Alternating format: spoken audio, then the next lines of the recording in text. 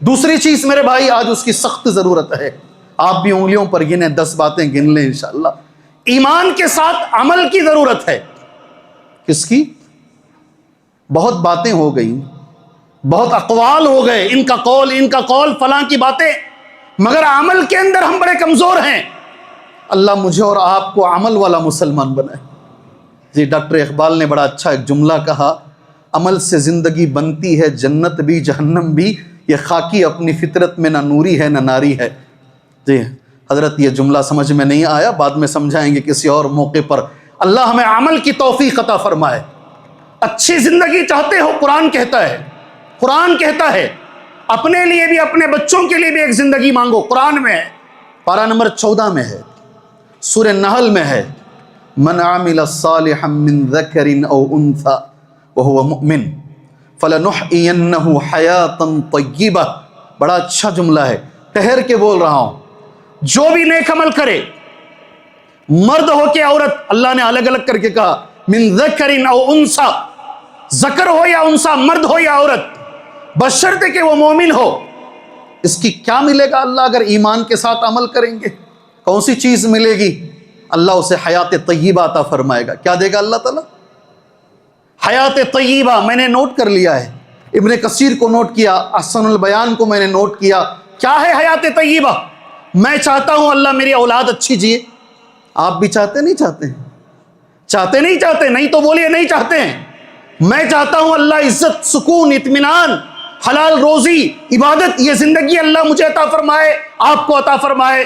یہ تمام چیزوں کو ملا کر جو جملہ بنتا ہے اس کا نام ہے حیات طیبہ۔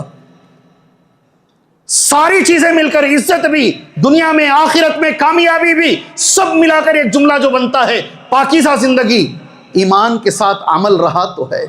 میرے نبی نے سچ کہا بھائیوں صلی اللہ علیہ وسلم، قیامت کی علامتوں میں سے یہ علامت ہے، عمل گھٹ جائے گا۔ پہلی بار جب میں پڑھا مجھے محبت ہو گئی ایک بہت بڑے عالم سے، اللہ مجھے ان کے جیسا بنائے۔ دعا کرو، نام نہیں آیا ابھی، نام لا رہا ہوں۔ اللہ ان کے آدھا، ان کا پاؤ، ان کا 10%، ان کا 5% اللہ مجھے بنا دے، میں سمجھوں گا میں کامیاب ہو گیا۔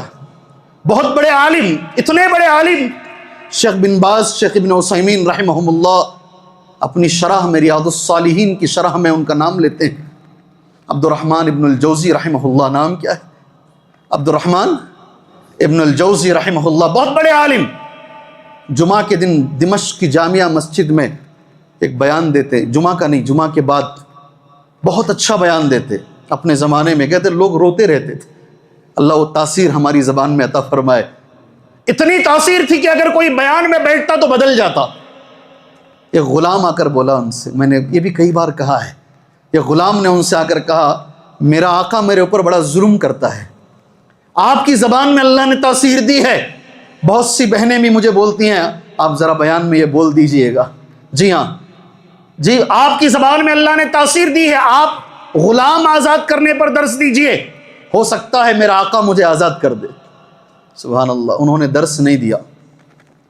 دوسرا جمعہ، تیسرا جمعہ، چوتھا جمعہ، 1 مہینے، 2 مہینے، مہینے گزر گئے۔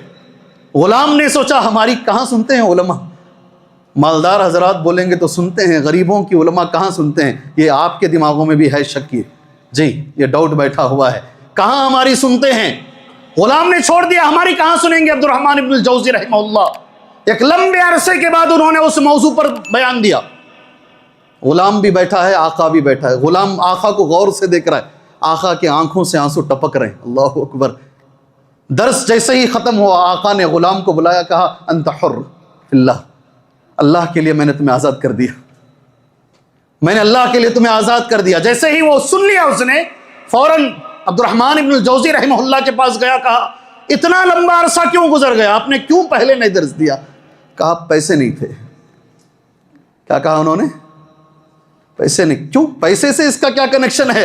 کہا میں خود ایک غلام خریدوں، آزاد کروں، بعد میں اس موضوع پر تقریر کروں، میرے پاس اتنے پیسے جمع نہیں تھے کہ میں غلام خرید سکوں۔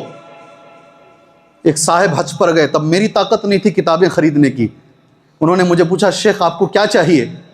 کہا مجھے ریاض الصالحین کی شرح چاہیے، تو وہ سعودی عرب سے وہ کتاب لا کر دیے جس میں پڑھ کر میں یہ بول رہا ہوں تمہارے سامنے۔ शेख अलबानी की तस्हीह है, शेख बिन बाज और इब्न उथैमीन रहमहुल्लाह की शरह है। इस किताब से पढ़कर ये वाक़या बता रहा हूं तुम्हारे सामने। ये अमल चाहिए भाई, अल्लाह मेरे अंदर लेकर आए अमल। सुनते बहुत हैं, अमल नहीं है। किसी ने इमाम बुखारी से पूछा इतनी हदीसें कैसे याद रहती हैं? कहा जब सुनता हूं तो अमल की कोशिश करता हूं, इसका नतीजा यह है अल्लाह ने दिमाग अच्छा कर दिया है। अल्लाह हमें अमल वाला मुसलमान, पहली चीज ईमानी कुव्वत है, उसके साथ अल्लाह की मदद आती है, और दूसरी चीज अमल है मेरे भाई जी। मैं जिन उलमा को आज चाहता हूं जो आज जिंदा हैं मदीने में, उसमें से अब्दुल रज़्ज़ाक़ अल बदर हफ़िज़हुल्लाह, मैं उनको देखते रहता हूं, अल्लाह मुझे इनके जैसा बनाए, बड़े अच्छे आलिम हैं। एक शख्स ने उनसे सवाल किया, मुझे सूरह फातिहा याद है और एक ही सूरत याद है, एक ही सूरत, मैं उसमें तहज्जुद पढ़ना चाहता हूं, कैसे पढ़ूं? वो रो लिए। वो बोले कि एक तो ये आदमी है जिसे एक सूरत याद है, ये तहज्जुद पढ़ना चाह रहा है। कई लोग ऐसे हैं जिन्हें आधा कुरान याद है, वो फजर छोड़ के सो रहे हैं। ये अमल चाहिए भाई, अमल चाहिए। अल्लाह हमें बाअमल मुसलमान बनाए, बाअमल। मैं नौजवानों को एक तोहफा देना चाहता हूँ। क्या चीज़ है? कुरान की एक आयत पढ़ने वाले बच्चों को, वल्लज़ीना जाहदू फीना लनहदियन्नहुम सुबुलना व इन्नल्लाह लमअल मुहसिनीन। आखिरी आयत सूरह अनकबूत की है। जो लोग हमारे रास्ते में मेहनत करते हैं, हम उनके लिए रास्ते खोलते हैं। क्या जुमला है अल्लाह का। पहले लगता है कि ये रास्ता नहीं है, मैं ये कर नहीं पाऊंगा, लेकिन अल्लाह कहता तू मेहनत तो कर, रास्ता मैं खोलता हूं, दरवाजा मैं खोलूंगा। इसकी तफसीर इब्न कसीर ये कहते हैं, करते हैं, अल्लज़ीना यअमलूना बिमा यअलमून यहदीहिमुल्लाहु लिमा ला यअलमून। ये लिख के रख लो कहीं जाकर।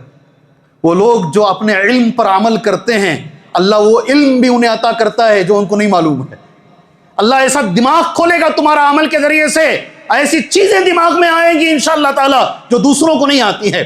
आसान हो जाएगा तुम्हारे लिए पढ़ना इंशाअल्लाह। ये दूसरी चीज है।